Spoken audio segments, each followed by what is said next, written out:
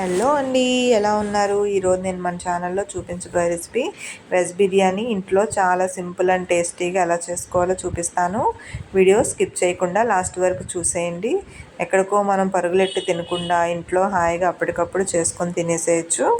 ఇంకెందుకు ఆలస్యం, రండి. మరి వెజ్ బిర్యానీ కోసం నేను 3 గ్లాసుల బియ్యానికి కొలత చెప్తున్నానండి.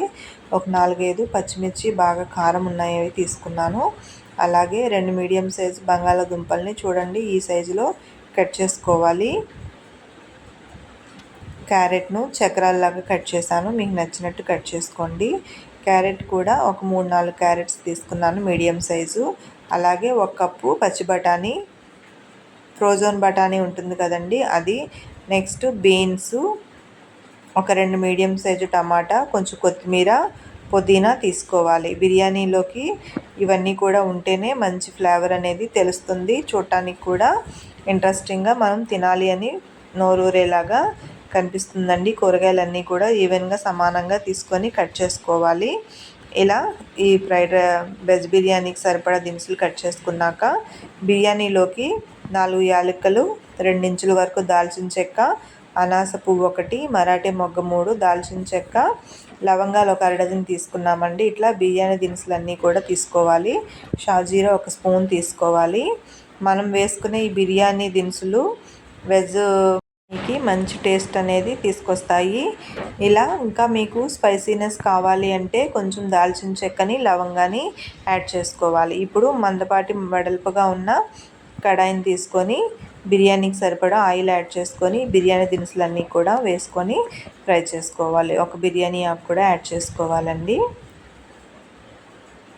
బిర్యానీ దినుసులన్నీ చిటపటం అన్నాక మనం ముందుగా కట్ చేసి పెట్టుకున్న కూరగాయ ముక్కలన్నీ కూడా ఒకసారి వేసేసుకోవాలి. చూడండి, ముక్కలన్నీ కూడా వేసేసుకున్నాక కొంచెం బాగా కలుపుకోవాలి. ఈ ఆయిల్లో ఫ్రై అవుతున్నప్పుడే మనము ముక్కల్లో పచ్చివాసన అంతా పోయే వరకు ఫ్రై చేసుకున్నాక అల్లం వెల్లుల్లి పేస్టు 1 స్పూన్ యాడ్ చేసుకోవాలి. గరం మసాలా 1 స్పూన్ యాడ్ చేసుకోవాలి. రుచికి సరిపడా సాల్టు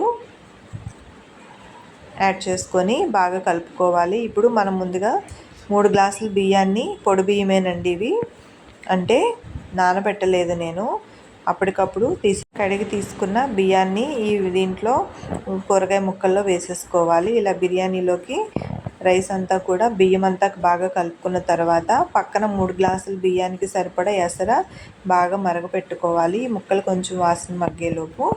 చూసారు కదా, ఆ వాటర్ని తీసుకొచ్చి రైస్లో వేసేసి బాగా కలిపేసుకొని మూత పెట్టేసుకోవాలి. ఇట్లా ఎగ్జాక్ట్గా ఒక 10 మినిట్స్ ఉంచితే వేడివేడిగా వెజ్ బిర్యానీ రెడీ అయిపోయింది. ఇదేనండి, రైస్ వండినంత సింపుల్గా చేసుకోవచ్చు కదా. మీరు కూడా ట్రై చేసేయండి వెజ్ బిర్యానీ.